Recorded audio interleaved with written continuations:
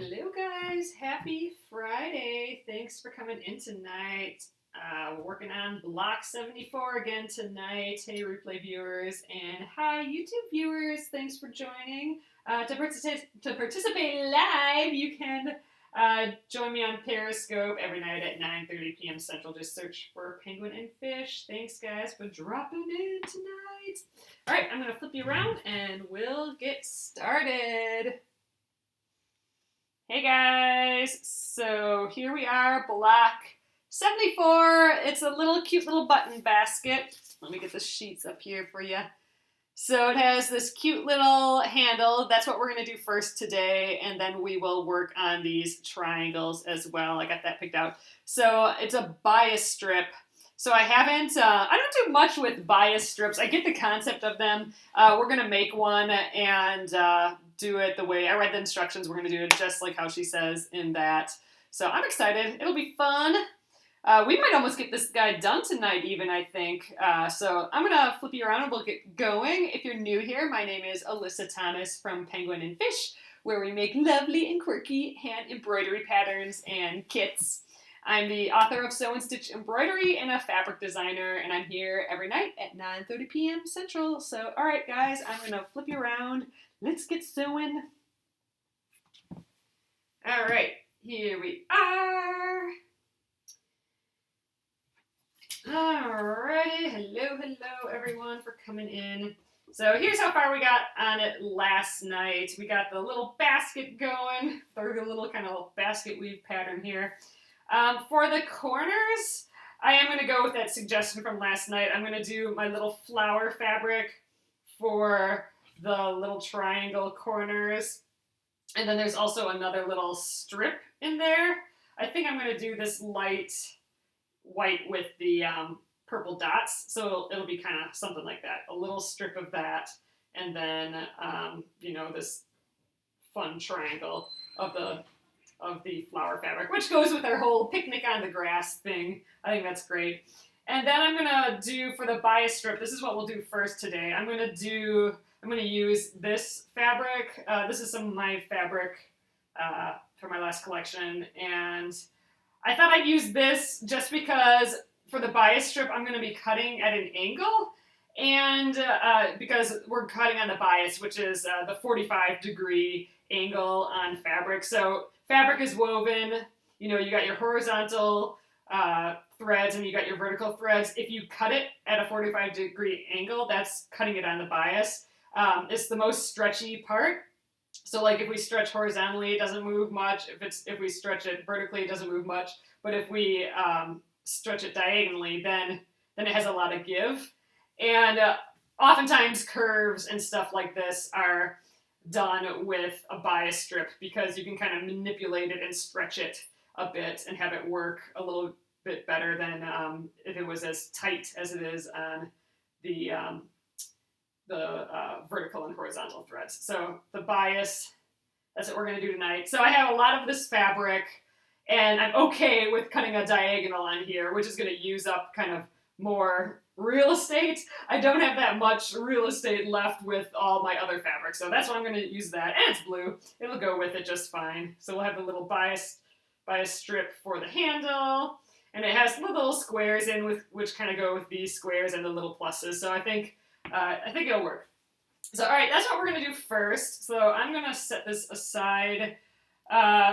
So how she has us doing that is cutting what I believe, I don't do a lot with bias strips, and it says one bias strip, 1 inch by 8 inch, but what I think she means is a 1 inch by 8 inch piece cut on the bias, and then, because later it says to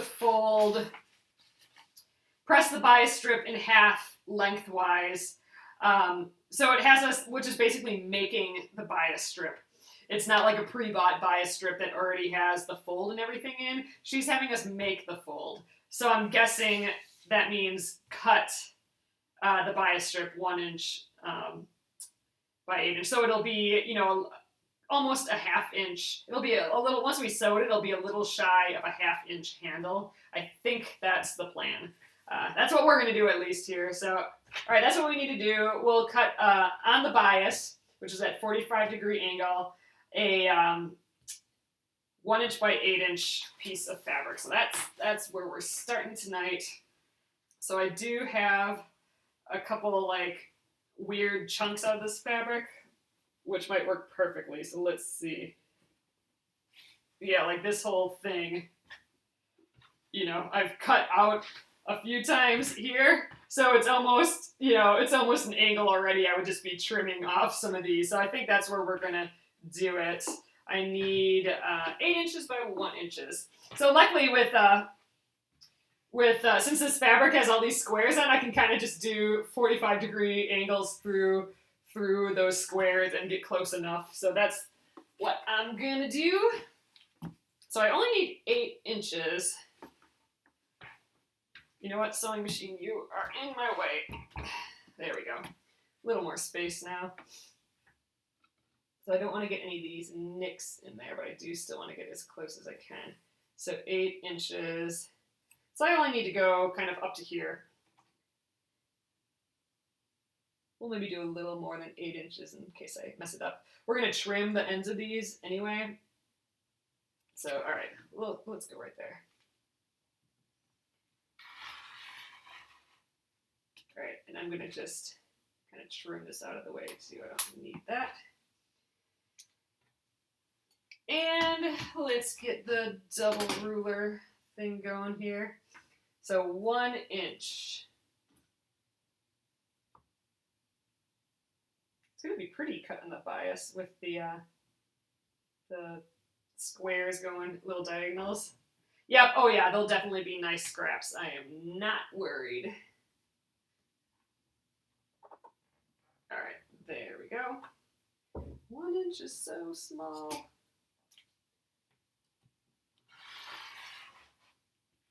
All right, I'm gonna just, oh wow, I'm still getting a little funny nick out of here. I swear I just changed this rotary cutter.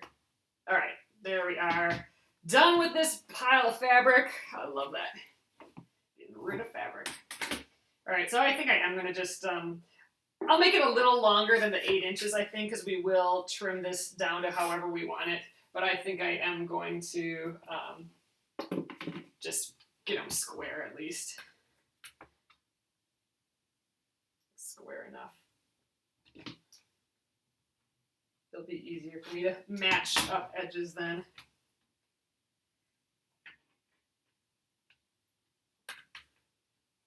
So we're basically making a single fold bias strip. Sometimes you can get the bias strips, and these are the kind that you can kind of bind a quilt with and stuff too, but sometimes you'll get them where they're, you know, you can run it through that bias strip maker, and it'll come out kind of like this. So you can fold both sides on the inside, and then you can fold it again and get like a really little thing. That's not what we're doing. What we're going to do is with the wrong sides together. I know this is a little difficult to see right and wrong side, but this is the right side.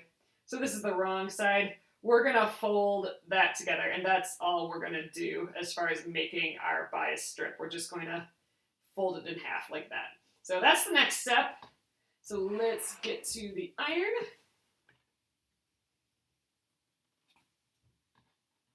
So hopefully I don't burn myself. So I'm going to just slowly fold an edge. I'm kind of reaching over the phone right now, so it's kind of funny. And then I'm going to slowly fold. So you do have to be a little more careful with how you're folding and stretching the fabric and with the iron when you're working with a bias strip, because it's so stretchy. Remember, the bias is really stretchy. So if I pull on the top a little bit more than the bottom, we're going to stretch it out. And you'll see, like when I iron this, it'll probably start curving a little, and that's fine. We're going to end up curving this anyway. But just little by little. I should go this way. And actually my iron might need to wake up a little bit, so hopefully this works. Still just putting those edges together best I can.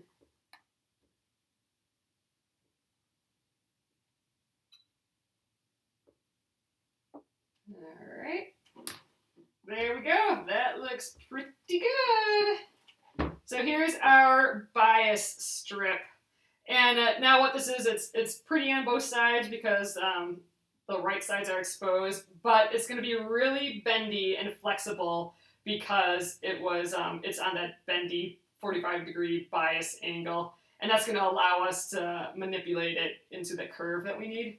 So all right, let's work on that now. All right, we don't need these fabrics yet, so I'm going to just throw those to the side. All right, so next we want to get this nice curve on the inside. We want to draw that out, and there was a guide in here for that. She just said use a cup, but she also drew it out. And since this is so gauzy, I think I'll be able to see right through it. Yeah, so I can see that. So I'm just going to, it looks like based on the picture that the circle is kind of meeting up with these inside bits here. So, I'm looking to do a circle, the half circle kind of like that. So I'm just going to match up, because I can kind of see through this.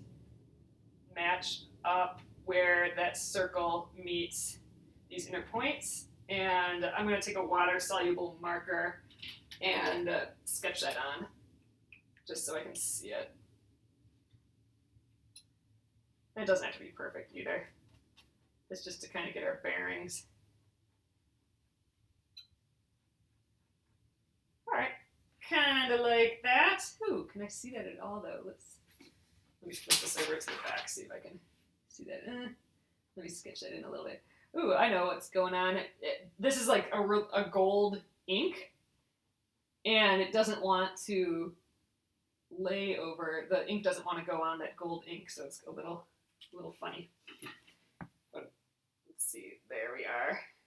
So you can kind of see my line there. So what I'm going to do now is I'm going to match up the raw edge. So, where we folded the raw edge is not the folded side, it's the side with the two bits on it.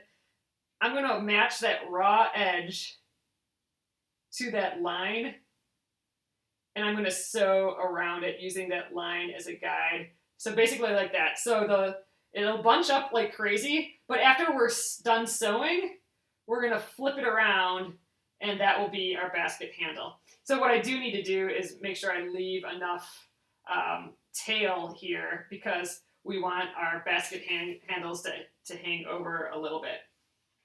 But I think it's going to be a little magical, so I'm kind of excited. So let's leave a tail here, and I'm just going to kind of estimate quick.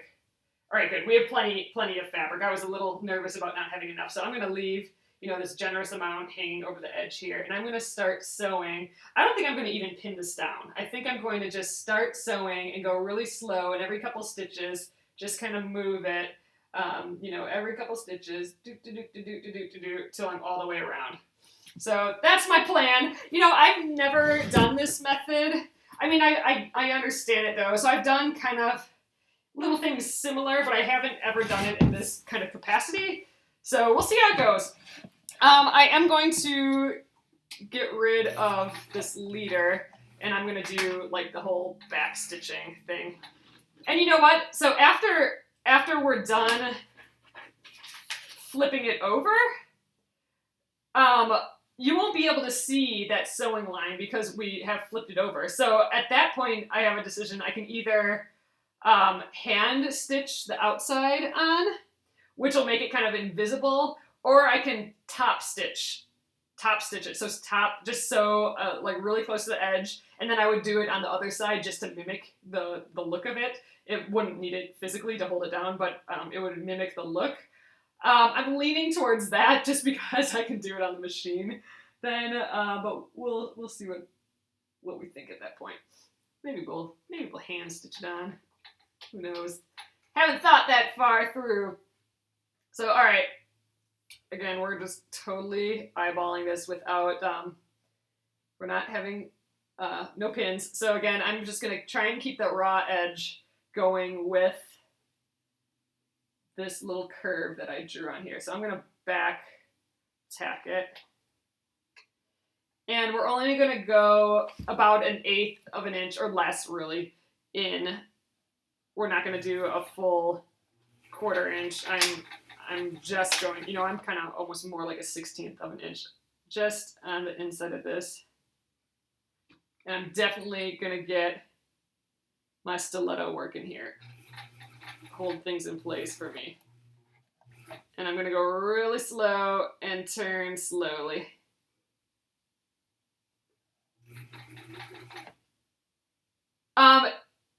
I'm going on the inside of the circle because I will flip it when we're done. So when we're done on the inside of the circle, we're going to flip it, and then it'll be on the outside of the circle. Were those scary ghosts to warn me, like, oh my gosh, you're doing something wrong? Because if so, keep them coming. But yeah, we're sewing on the inside and then flipping outside. That's kind of the magic of it, because then the raw edge is, oh, you scared yourself. Then the raw edge will be hidden because, you know, we're flipping it and sewing it in. So that's kind of the magic of it. It's automatically going to hide that raw edge. And, oh, no problem. I was like, is that for Halloween? And then I'm like, oh, wait, no, it's because I'm doing something wrong. And then I thought about it. I'm like, oh, yeah, we're going on the inside edge. It is a little, it's kind of goofy. And this would be pretty difficult with, if you just sewed a normal strip. Ooh, I'm getting a little off here. Let's make sure I'm turning here. I'm a little close to the edge. A little closer than I'd like. I might go over that little section again. I'm a little less than a 1/16 of an inch. But this would be, oh, thanks. So, this would be really difficult to do if you just cut a 1 inch by 8 inch strip and didn't do it on the bias, because it wouldn't be as flexible and giving. So it'd be tough going around this curve right now. And I'm trying not to stretch it too much, as it wants to stretch because it is on the bias, but I'm trying not to do it too much.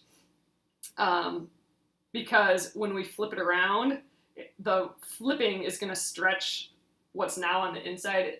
This is going to become on the outside, so it's going to stretch quite a bit. And I don't want to stretch it too much here, because then it'll have to stretch an extra amount. Ooh, I'm a little nervous. I might have to check my stitching, and I might have to stitch over a few areas. I'm not sure I'm completely on this bias strip. I think my seam allowance is a little too less. But we're going to almost to the edge. This is the last bit here. All right, I'm going to back tack here again. All right, let's see what we got.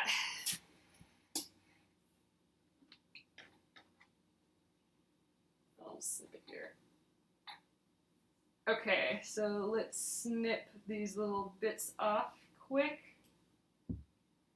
This is going to be cute. I'm kind of into this bias strip thing. I would play more with this idea. I like it. Okay, so, ooh, and I think the art looks pretty good. Let's just check. I was afraid I went off the bias strip here, but I think we're okay. We're decent.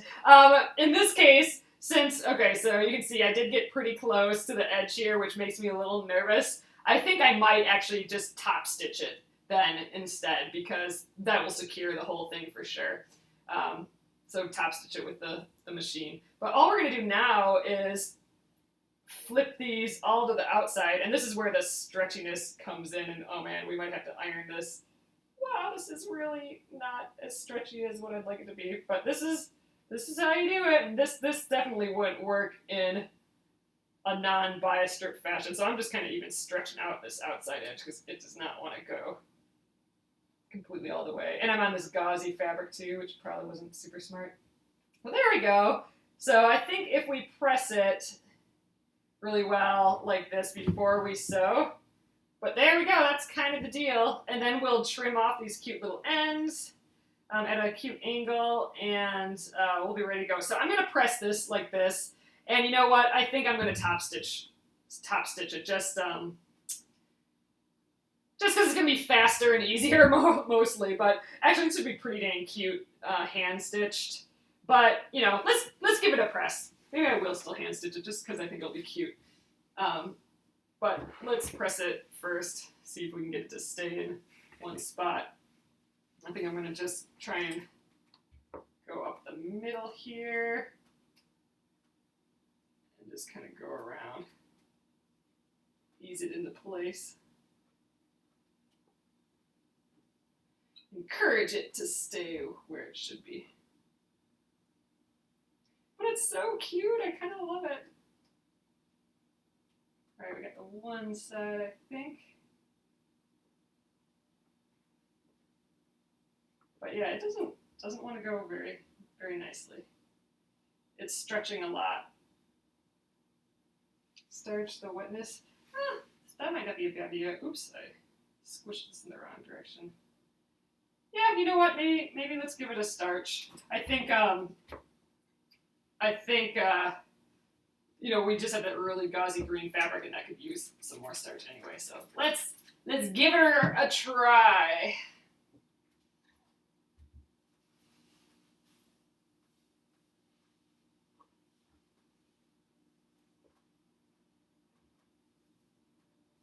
All right.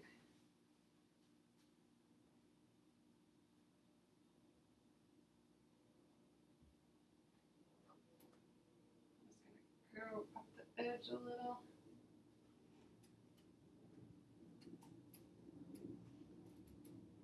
It might just be unruly until I get it stitched down. Oh, there we go. Let's hold it there while I press.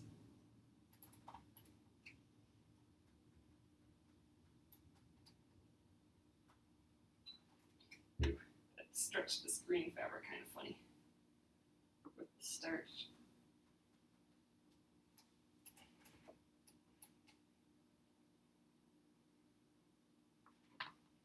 All right, it's coming.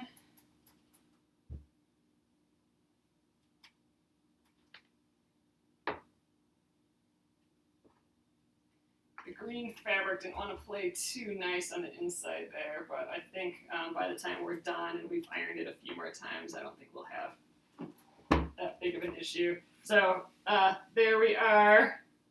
No, it'll be fine. So it's good and up there though now. And we're a little weird and wrinkly here, but that's gonna figure itself out with another spray and once this is stitched down. But yeah, that's laying pretty decent. So I think I am gonna just top stitch it. So to do that, I'm just gonna go right on the inside edge of both sides. It really only needs it on this outside edge to hold it down. But just to make it like look equal on each side, I'll do it on the inside too. So let's see, where should we start and stop? I don't think it really matters all that much because we're going to be securing this down with buttons too. So I think I will go just to the start and end line of, maybe I should go a little lower. Now I'm going to start and end the top stitching at the basket top. That's what the plan is. So I'll do the outside edge first, just because that's the side that needs to be stitched down, and then I'll come back up and around the other side. So let's try that. I think I'm just going to keep using this thread that I have in here. I mean, this would be an opportunity to use a pretty, you know, decorative thread. But meh, I think my little silvery gray thread, the dove-colored thread, will be just fine. It'll be cute. All right, so right there, and I'm just going to the inside of the edge, and I'll back tack too. So this again, thread caught to me. This again, I'm gonna go slowly because it is around a curve, and I'm gonna use my stiletto just to kind of help guide me.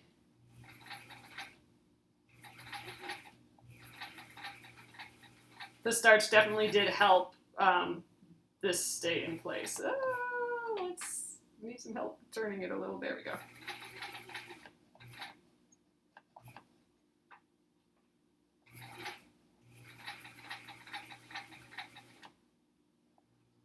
All right, about halfway done with the top. Oops, I'm getting close to the edge again. Let's turn.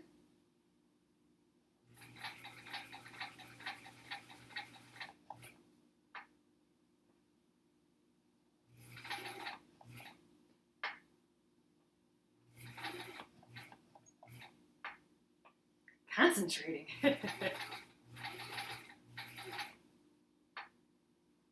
looking pretty good though. This is pretty fun to do this little bias strip. Alright, that's the end, so I'm going to just back tack it again. And I'm going to just jump to the other side, although my machine doesn't always like when I do that. We'll be doing an kind of inside, well, let's give it a try.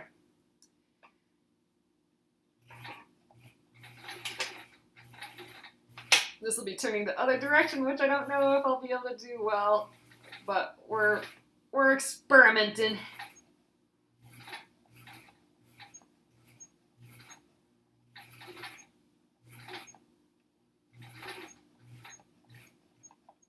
It's a little harder to see on this side, but again, this side is just decorative.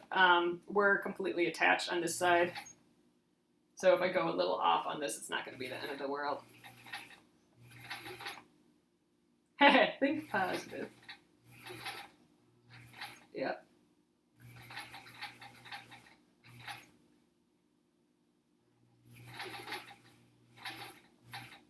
So if you want your handle a little bit bigger, you could just do a wider bias strip, really. But I kind of like how thin and little this is. It's cute.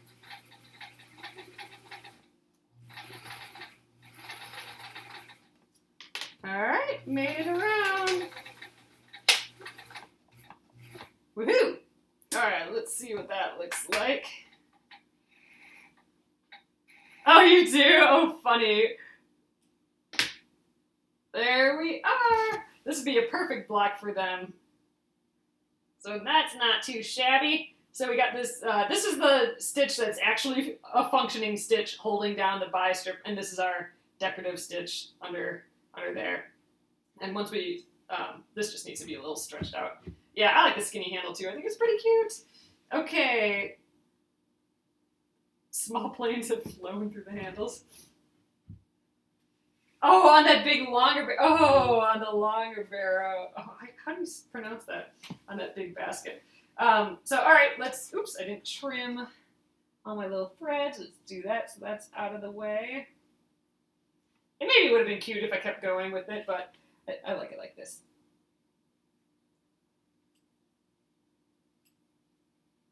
All right, and trim these underneath bits.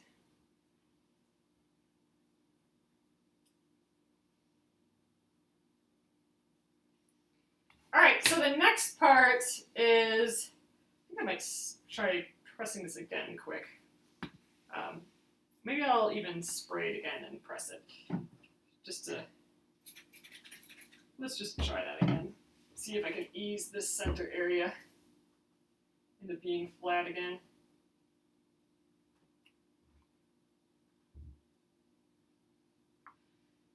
The why this is happening is because I'm using a really gauzy fabric, and the top of this just wants to keep pulling because it's so stretched.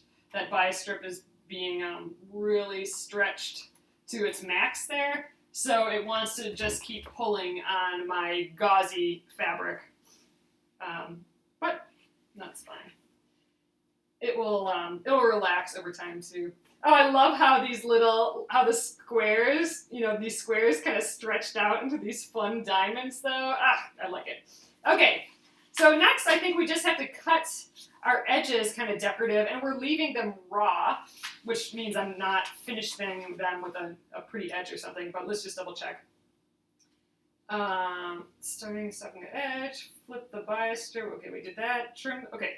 Trim the raw ends at an angle, but don't sew them down or turn them under.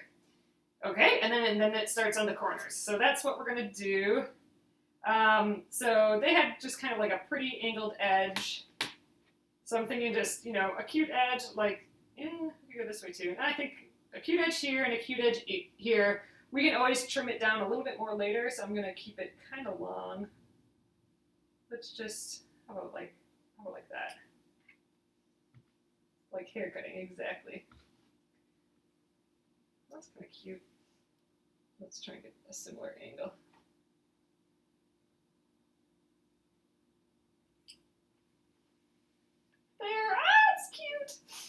All right, so we'll eventually put 2 little buttons or 2 something or another's there. Haircut. But yeah, so these will just stay like these raw little flappy edges, which are kind of fun. Cute little detail. So, all right, that's the basket. I mean, cute. I'm totally digging it. So now, now we can move on to these triangles, and we might, we'll see how far we get on those tonight.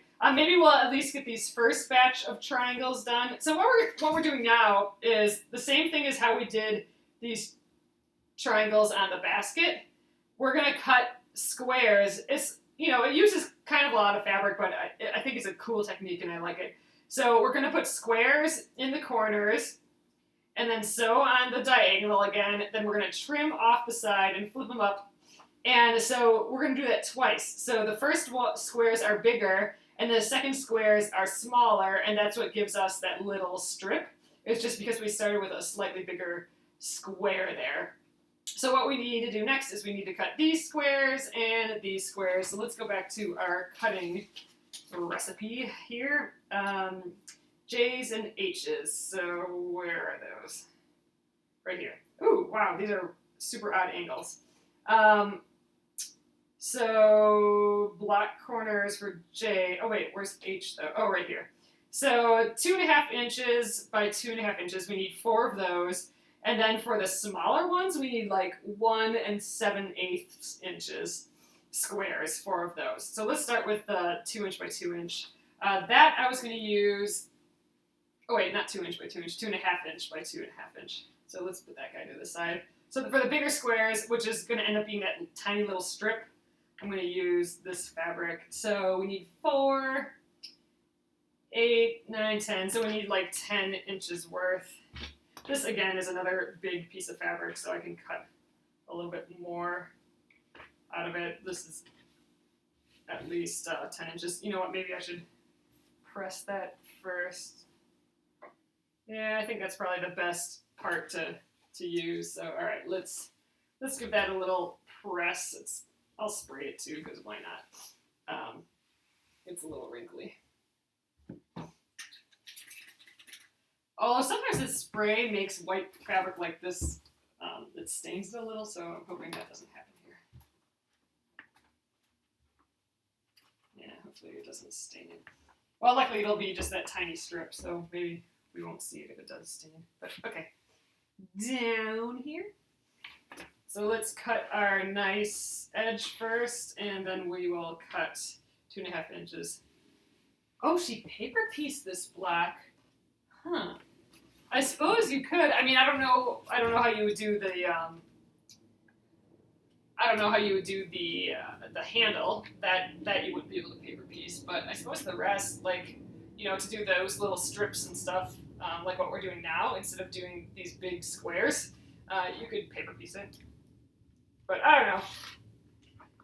I know a lot of people. There's a few people that like paper piecing for just everything. Just because it is so precise and, it is so relaxing once you get into paper piecing. I only need 10 inches here. How long is that? We'll just cut a whole strip. But, I don't know. I like the variety of not paper piecing everything. I think paper piecing is super relaxing and I just totally love it. But I feel like there's a lot of setup. I mean, there's not really a lot of setup, but I feel like that takes a little energy getting started with it. But once you're going, it's totally awesome and I love it. All right, done with that fabric. Let's cross cut a little, get a nice edge here, and then we will cut 4 2.5 inch triangles from that. That is what she said. Oh, she loved it too. Oh, interesting. Yeah, it is. It's messy in the sense that you end up with paper everywhere. You definitely have to clean it up. So the curve handle. Oh yeah, that's true. You could have done a more angular handle, or you could have mimicked. I mean, this would be a lot of paper piecing, but you could have mimicked a curve with a whole ton of tiny pieces, kind of like the circle block, the balls in the air paper piece block. I mean, that you got a curved effect from chrome paper piecing.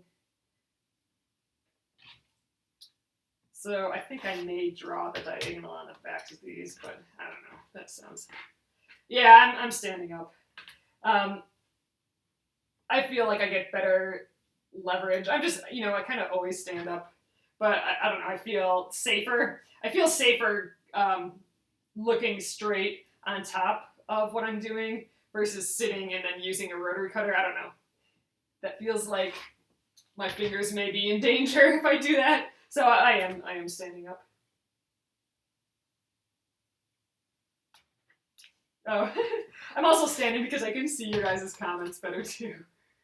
Because the phone's in the middle of my hands and my face, so. Oh, you have to too.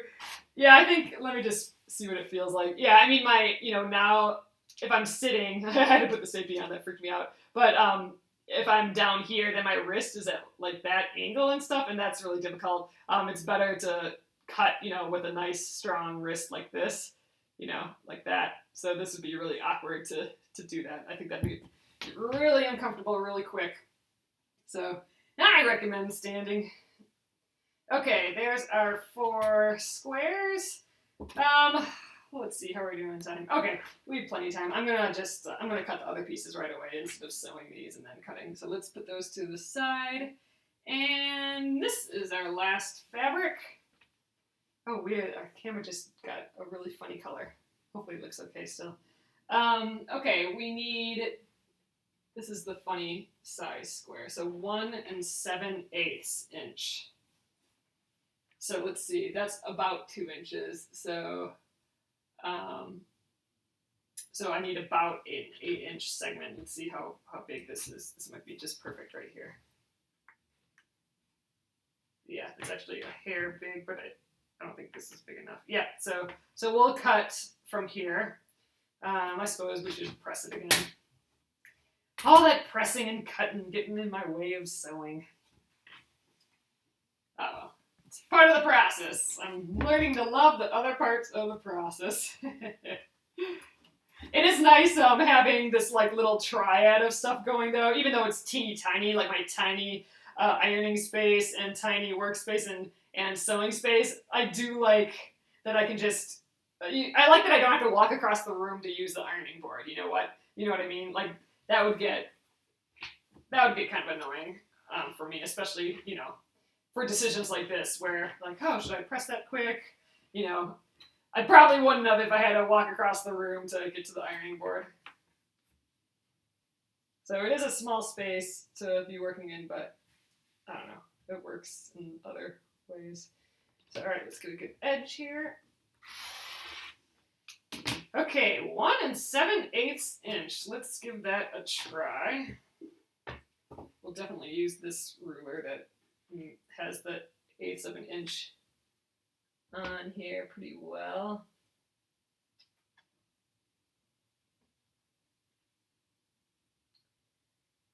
About like that. Then there's an 1/8 of an inch on the end that we can line up. 1 7/8. 1, 2, 3, 4, 5, 6, 7, 8. Okay, let's do it.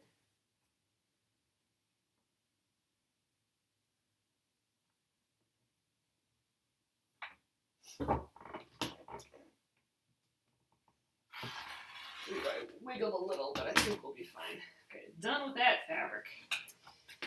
Let's cross cut. Let's get our nice edge, and then we will do our 4 1 7/8 inch squares. What's tomorrow? Saturday. So we might all we might have to do tomorrow is pick some buttons to sew on, and then we can work on other blocks tomorrow yet, maybe.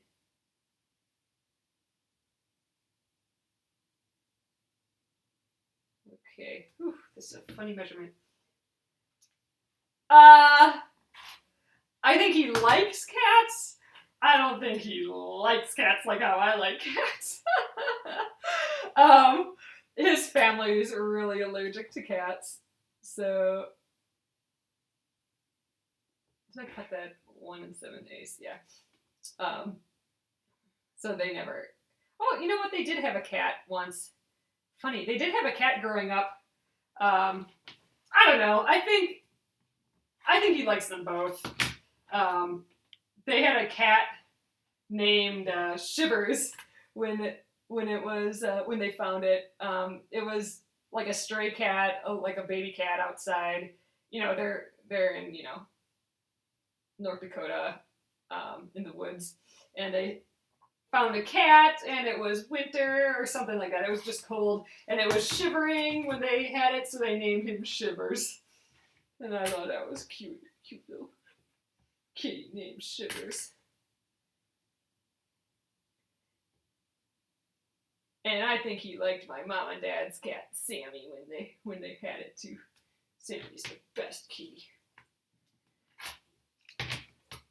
All right, there's our 4.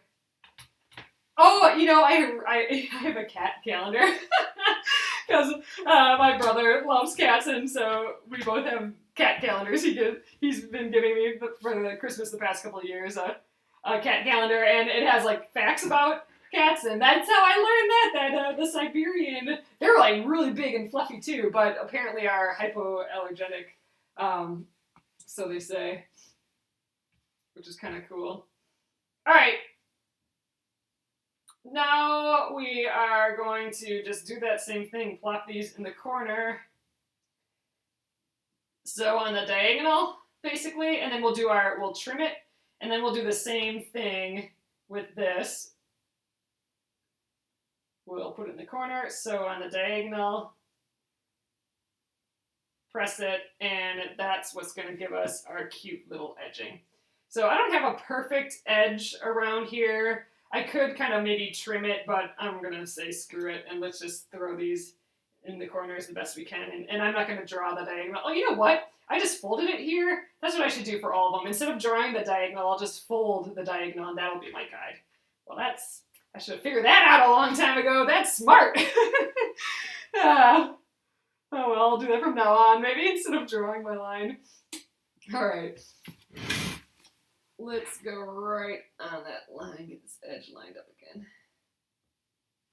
All right, let's do it. So I will sew all 4 of these, and we'll press them, and then, you know what, I'm going to get the leader in here again.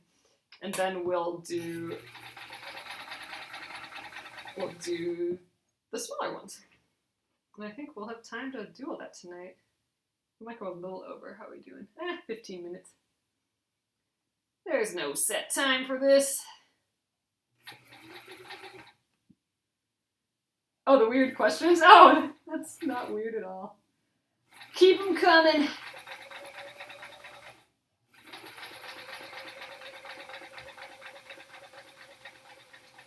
All right. You know what? Let's get another leader in here. Maybe I will just start and stop like usual. I was thinking I'd just jump down to here, but maybe I still can. Let's see if I can stretch this thing a little. We'll see. So let's give this guy a little fold down the diagonal. I should go this way, though.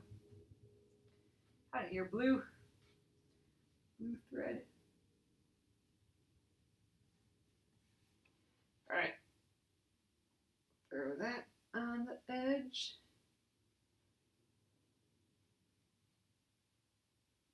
I miss Sammy. He was the best kitty cat. All right. Maybe this isn't the best idea, but we'll try it anyway.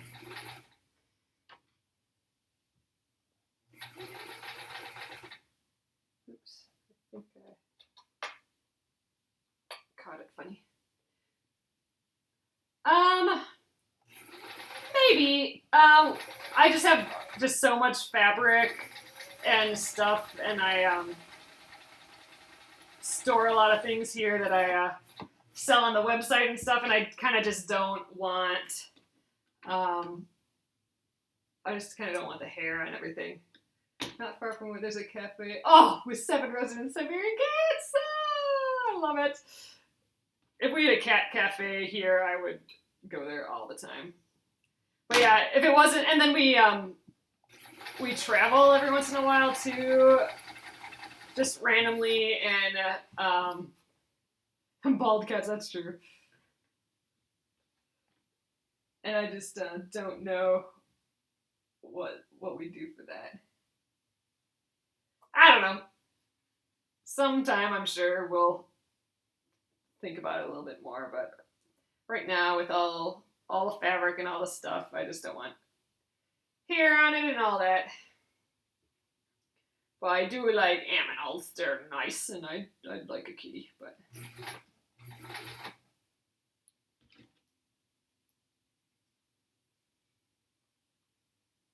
no kitty babies.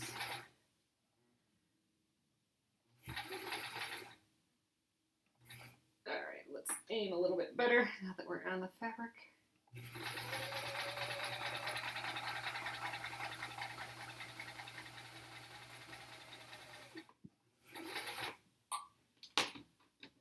Oop. Forgot this guy's on 2 of them. All right, one more.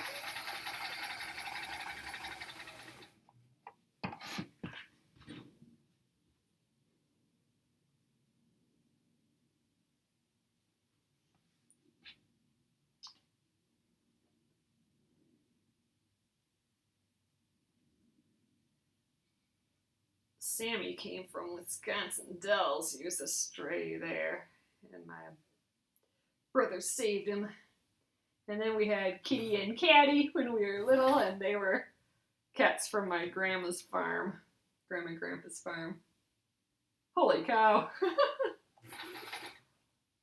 Yep, those are expensive kitty cats.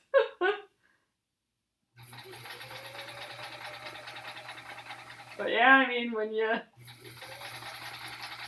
want special ones like that are hypoallergenic. Oh, I was gonna backstitch, but let's just grab my leader.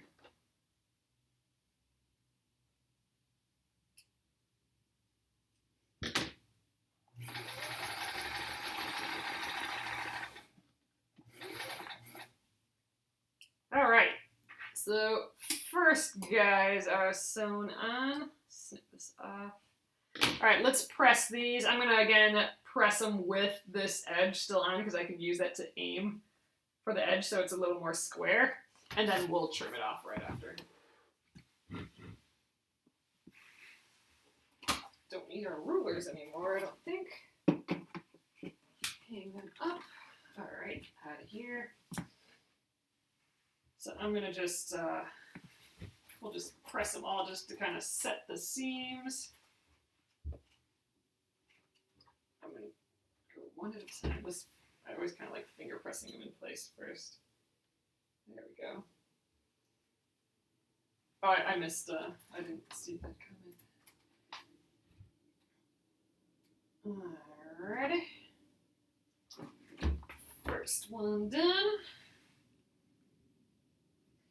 Cute basket. So technically, I think this was supposed to line up with this corner right here. That's sewn. Like mathematically, I think it's supposed to line up there, which I'm totally not. But since it's, you know, part of this background, it's not a visible. Oh, this one's lined up pretty well. It's not something that's affecting the visual of the design, so I'm not worried about it.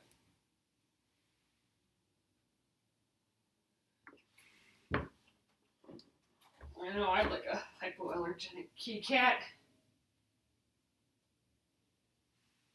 I like kitties. We've never had, growing up though, like ragdoll kitties. We never had indoor animals growing up, and we would have to have an indoor animal here.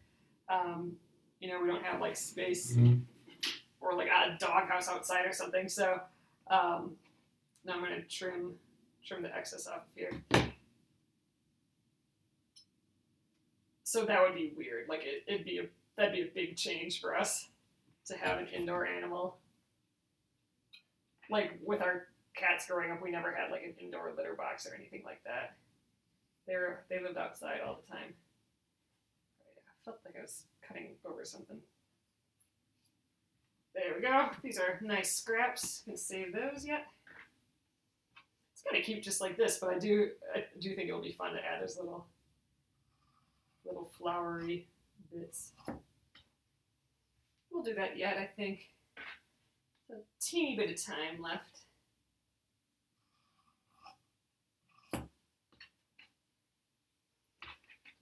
Yep, one more. Yeah, John's mom has to take medicine and stuff if she knows that she's going somewhere with a cat. And of course, cats always go, like, they have a sixth sense. Cats always go, your daughter went to Hawaii for 2 weeks and you had your cat for 4 years? Oh my gosh. But cats always go to the person that's totally allergic to them. Here, let's do that fold thing again. That kind of worked really well. Just following that line. All right, let's sew these guys on. Kitty cats are the best.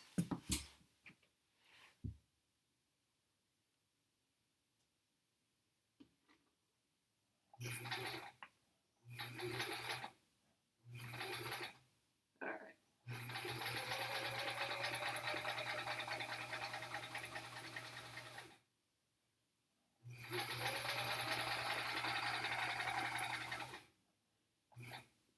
I did not think that this was going to be, like, just by the looks of this, like, we talked about this a little last night, it looks harder than it is.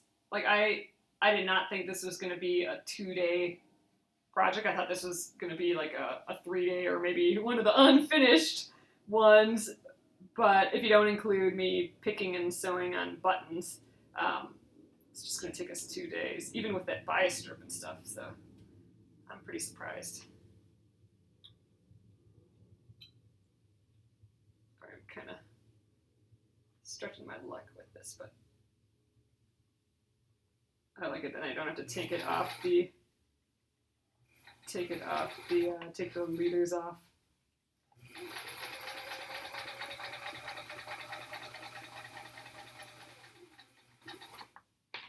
All right, at least not right away. Yeah, this one's getting crazy.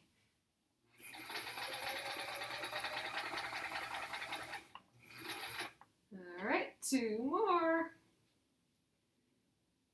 I do like this little fold thing to get that diagonal. Should have done that a long time ago. I suppose if you draw it on, maybe it doesn't distort things so much, but I don't think I'm really hurting anything. You do that?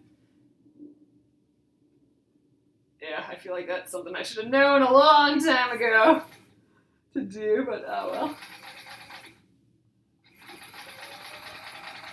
Seems so illogical. Alright, let's get the other leader trimmed from here. And we got one more. Then I will press and trim those, and we will have a block that is just about done, minus the little buttons. So tomorrow we'll sew those buttons on. We'll pick buttons, and oh, thanks! I'm really liking how this one's turning out. We'll pick buttons from my crazy button container thing, and hand stitch them on.